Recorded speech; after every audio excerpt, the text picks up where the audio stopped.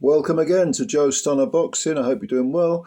I wanted to talk a bit about Moses Itauma because there's no doubt that this young man has absolutely tremendous potential, tremendous raw talent. He's only 19 years of age. He's 6'2.5", southpaw, and he turned pro. I read an article in Boxing News recently. He turned pro because him and his two brothers, I think, and his mother, piss poor. They had no money at all. Atama said he just lost weight because he wasn't eating properly, and he turned pro rather than go do the Olympic cycle because he wanted to provide for his family, and that's a very noble thing. One of his brothers, Carol Atama, is also a pro light heavyweight with only one loss on his record, also promoted by Frank Warren. And of course, when he turned pro so young, he was only 18, because he had such tremendous potential, people were saying, can he beat Mike Tyson's record and pick up a world belt, break that youngest ever heavyweight champion record? Now, this is something I wanted to talk about because I actually don't think it matters whether he breaks Tyson's record. If I was in his position, or I like to think if I was in his position, because trust me, I was not a very mature 19-year-old, far from it. This young man seems to have his head screwed on right. But I would want to be the first Moses Itauma rather than the second Mike Tyson, you know? I wouldn't be that fussed about breaking Tyson's record. Can he do it? Well, the proliferation of world titles, especially when you're talking secondary titles, yeah, it's perfectly feasible he could do it. But here's the thing. Once you become a world champion, let's say, for example, he was to pick up one of the major four belts, not a secondary belt, you then have to take on all comers.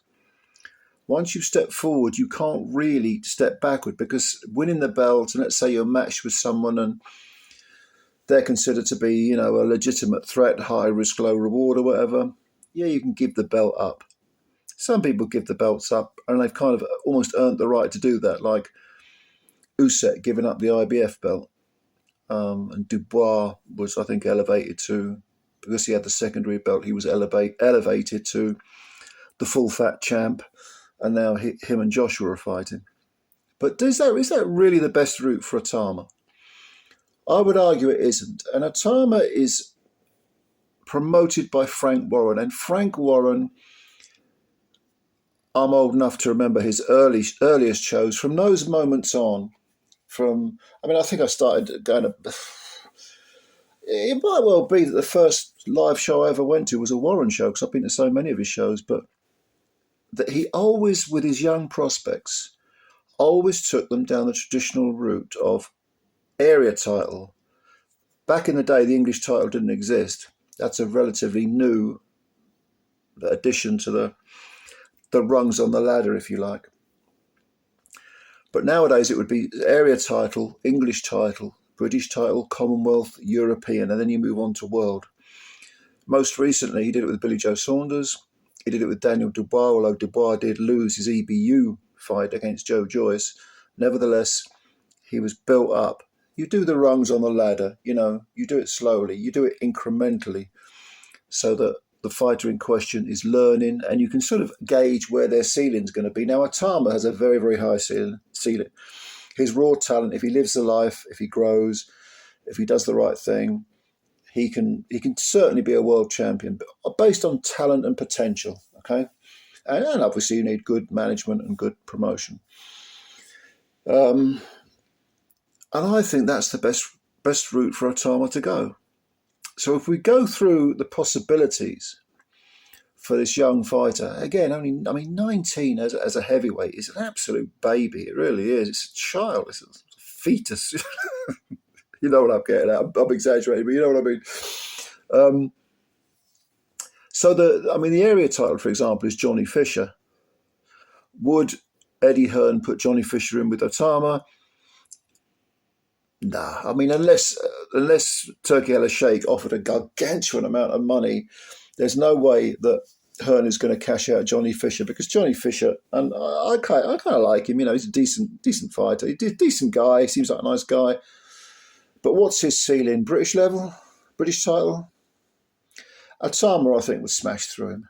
And that's not to say Fisher's crap and he can't fight. He can fight. But I just see Itauma dealing with Fisher pretty easily. And Fisher can bang a bit. He's got a little bit of a whack, but Itauma, southpaw, only 6'2.5". Itauma. That's what he's listed on BoxRec. Even if you give him another half inch, 6'3", that's Usyk height, isn't it?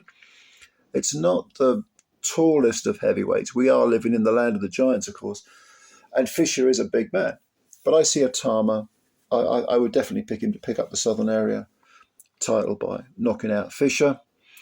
The English belt at the moment is held by Solomon Dacres, who, again, probably a taller man, certainly in terms of range, dimensions. He's taller. I think he's about 6'5". Orthodox fighter. Currently 9 wins, no draws, no defeats, 3 KOs. 30 years of age, so 11 years older than Itauma. And to be frank with you, he had those back-to-back wins against Michael Webster, who's a decent English level fighter, decent domestic fighter. The first one was a majority decision, very close fight. Some people thought Webster won it. A lot of people did, actually. But then Dacres in the rematch, which was, I think, only in July, he managed to stop Webster in the 7th round. And that's probably the best result on his record. Now, the fact that he was taken to a majority decision in the first fight, and the fact that, Chris Thompson, who took it, I think it's 12-4-1, roughly that. He's got a few defeats in his record. He took him the 10-round distance.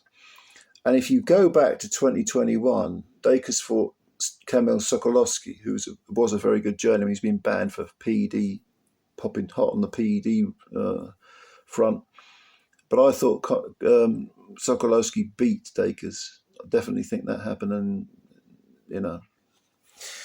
he got away with it. Basically, he got out of jail. It was an 8-round decision. So Dacres to me is he a British level fighter? I don't know about that. I think he's probably English level might be his ceiling. And I would definitely pick Moses Itauma to knock him out, to beat him inside the distance with relative ease, with 2-3 rounds maybe. Sorry, Solomon, but nah. He's a big lad, but I think it might go 5. But in a 12-rounder, no. I think Itauma catches up with Dacres and stops him.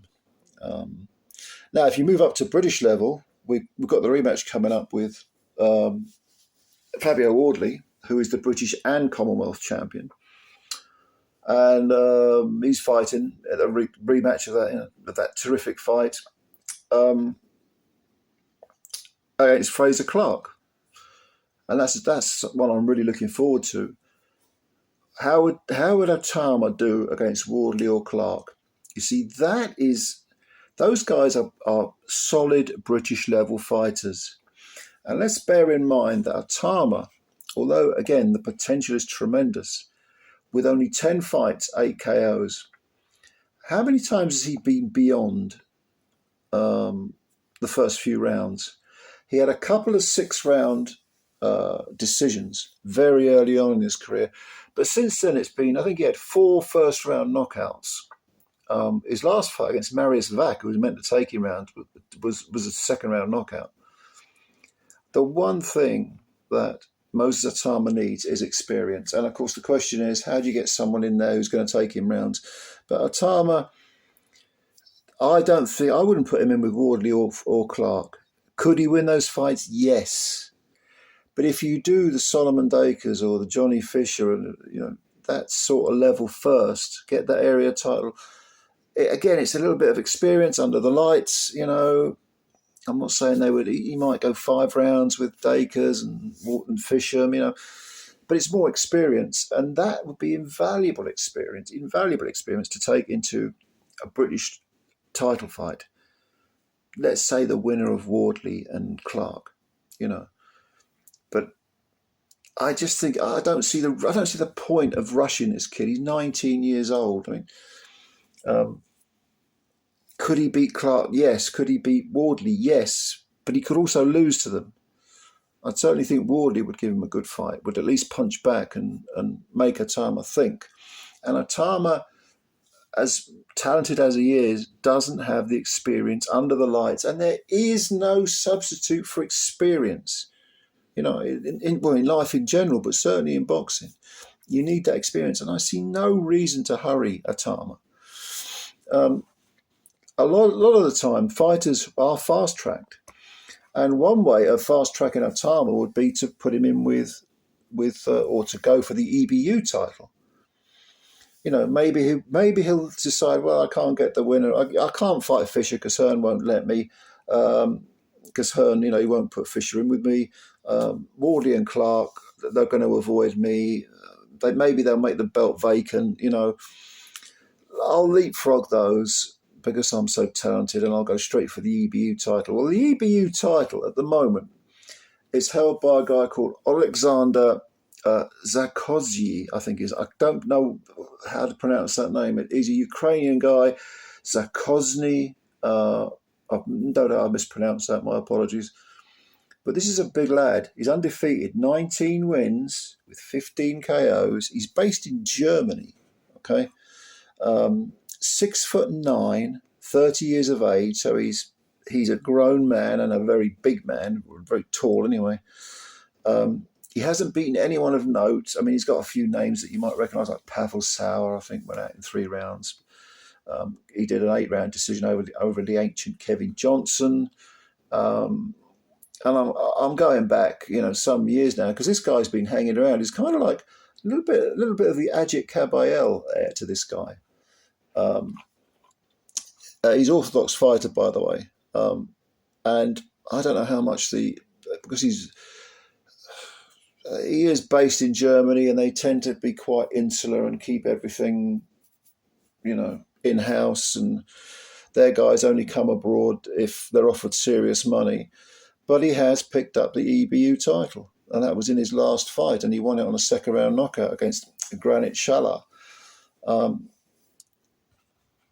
I haven't seen a great deal of this guy. I've seen some 2, I want to say maybe 2.5, 3 fights. I've seen a couple of fights live, and I've seen, not sitting ringside. I mean, I watched them on, watched the full fight online, and very big, very tall, hits hard, looks well schooled. You would expect a Ukrainian fighter to be, to have the basics down pat.